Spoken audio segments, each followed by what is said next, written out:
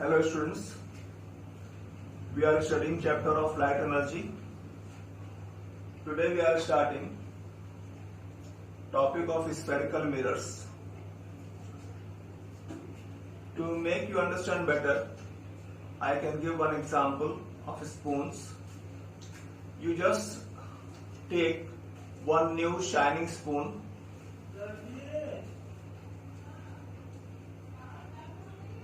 and look from this side. You will see inverted image of your face, and if you look from this side, again you see your image, but it is not inverted, it is erect. You are having experience of plane mirrors. It is used every day by you. When you look into plane mirror, you see your image, and here you are seeing your image in a spoon. But think about surface of spoon, it is spherical. Since it is spherical surface and its behavior is very similar to mirror, that is why this type of body is called spherical mirror. If reflection takes place from hollow surface, from this surface is polished, and reflection is taking place from this surface, it is called concave mirror. And when reflection is taking place from this surface and this surface is polished, reflection is from bulging surface, and this surface is polished, it is called convex mirror. Now think about construction of mirror. You imagine a hollow sphere made of glass or any transparent material. These are hollow spheres. Now this much portion is cut. This much portion is cut. So after cutting, it will look like this.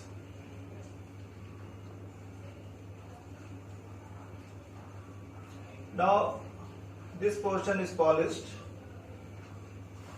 so reflection will take place from hollow surface.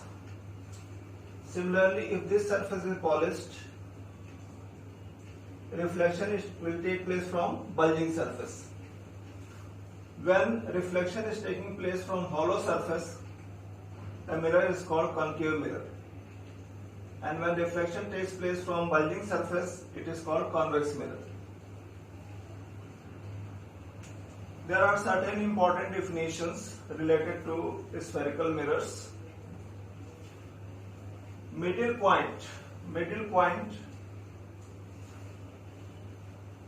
of a spherical mirror is called pole, P, written here. Center of the sphere from which mirror is cut is called center of curvature.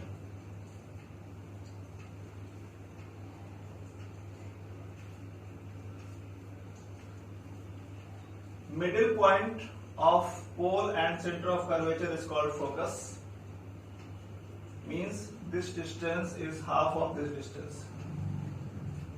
It is half of this distance.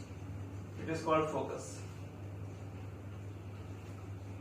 Distance between P and F, that is pole and focus, is called focal length. Distance between pole and center of curvature is called radius of curvature. Line joining pole and center of curvature, this line, is called principal axis. Distance between pole and focus is called focal length. Distance between pole and center of curvature is called radius of curvature. I have just told that F is middle point, therefore focal length is half of radius of curvature. that is f is equal to r by 2. Small f is symbol of focal length, r is radius of curvature. So these are certain important definitions, or you can say terminology, related to spherical mirrors.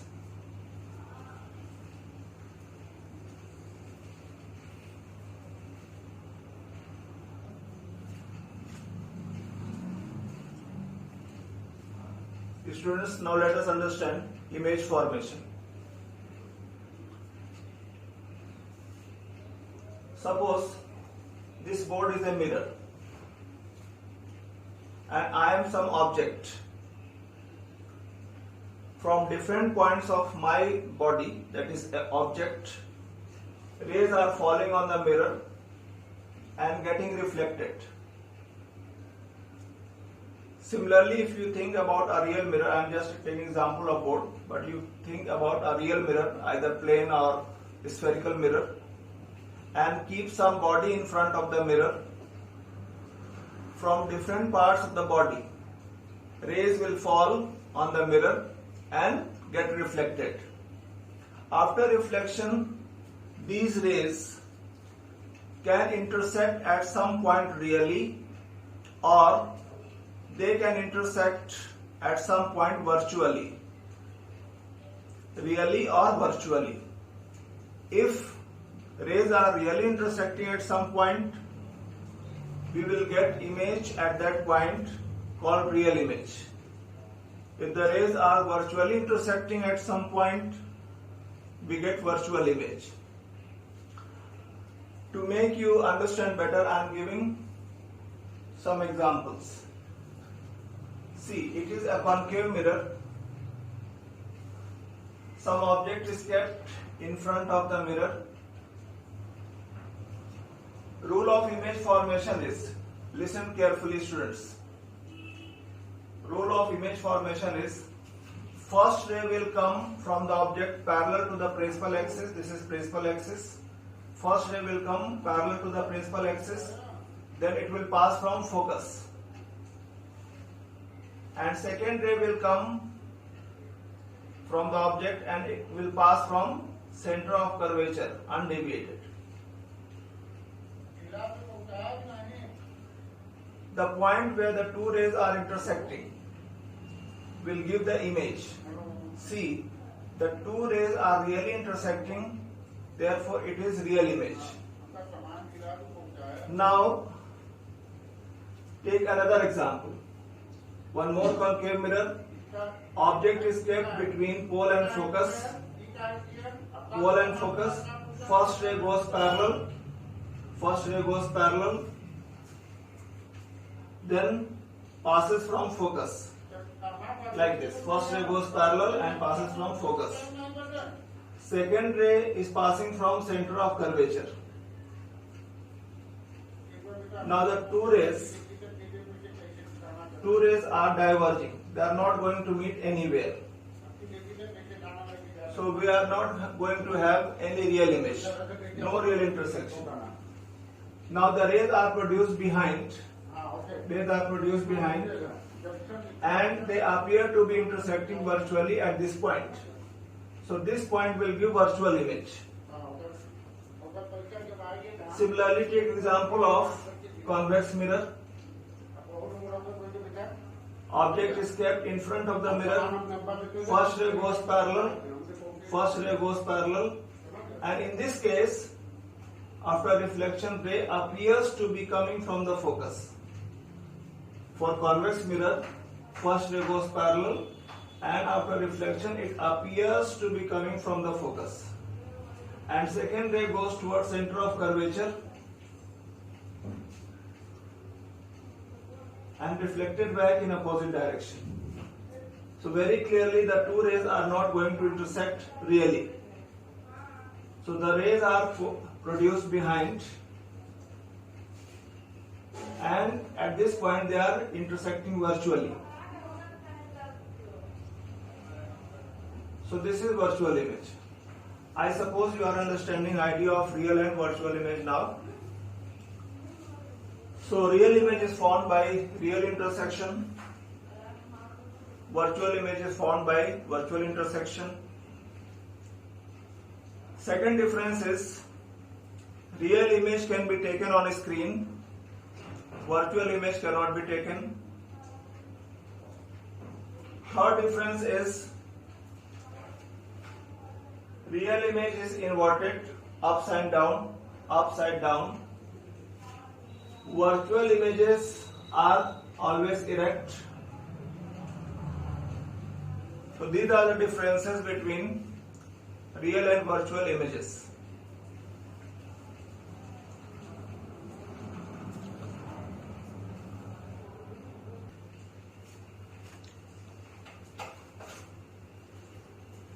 Students, I repeat method of drawing ray diagram or method of getting image or image formation, you can say.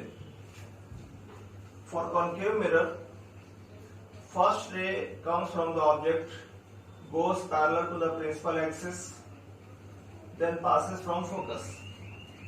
Second ray passes from center of curvature.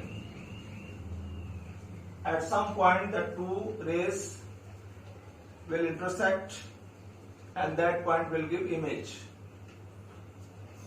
And in case of convex mirror, first ray goes parallel to the principal axis, then appears to be coming from the focus. Second ray goes towards center of curvature. The two rays virtually intersect at some point and that point will give image.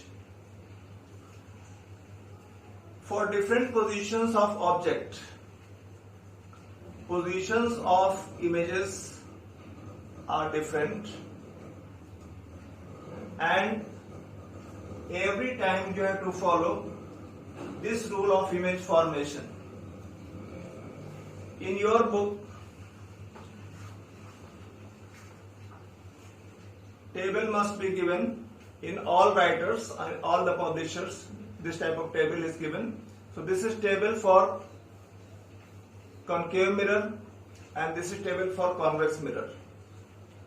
So you have to open the book, see the ray diagrams for different positions of object, and you have to learn what will be position of image and what will be nature of image. Means it is virtual or real, erect or inverted, enlarged or diminished. All these things are given in that table. Students, you have to follow this rule. You have to practice all these ray diagrams, whatever given in your book, and learn properties of images. Thank you, students, for paying attention.